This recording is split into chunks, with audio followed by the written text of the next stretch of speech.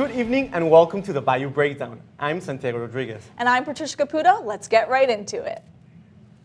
The madness of March is well underway, and before we get started, reporter Jada Ferris is in the field with more on LSU women's basketball round of 32 matchup against the Florida State Seminoles.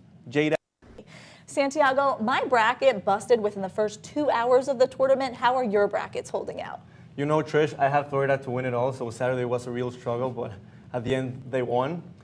And if there's one way to guarantee postseason success, it's consistency, something LSU Gymnastics has strived for all season long. I was in Birmingham, Alabama to see how the Tigers secured their crown.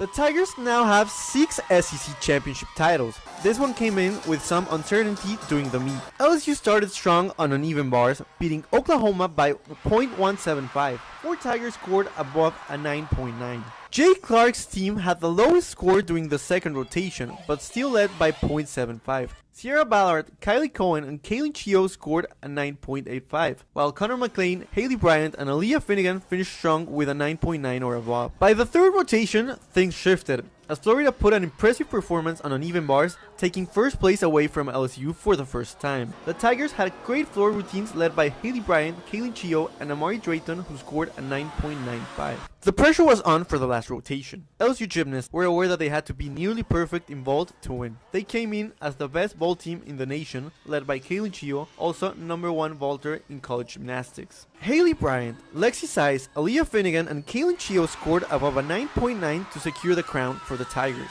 Despite being the only team without a perfect 10, LSU finished up being the only team above 198, surpassing runner-up Oklahoma by .275. We didn't have to have that one, Jay would call it that home run moment. We just need base hits. Base hit after base hit after base hit. We're not looking for home runs, and I honestly think that's a great picture of how tonight went. It wasn't, we didn't have a million home runs, but it was the base hits that got us where we wanted to be. Haley Bryant finished up as the best all-arounder in the SEC Championship with a 39.725, followed by Aaliyah Finnegan and Kaylin Chio. It feels amazing. Like you said, I kind of started slow in the beginning of the season and kind of worked my way into all 4 events kind of towards the end of the season. It just felt really good just to gain my confidence really at this competition. I've been working hard on just the little details and building the confidence because the gymnastics is there and I know it's there. While the competition felt like a national championship, LSU Gymnastics head coach Jay Clark believes this is a crucial step towards the team's ultimate goal. You've got the best 3 teams in the country on the same floor. I definitely think it prepares our teams for the postseason as we go forward. Everything seems to be clicking for LSU as they sum up 4 meets in a row scoring above 198, with 2 of them competing away from home. I think we always had it in us. It just all came together at the perfect time and we're peaking at the right time in the season. With the Tigers' confidence level at its peak, the purple and gold are now focused on defending the national championship.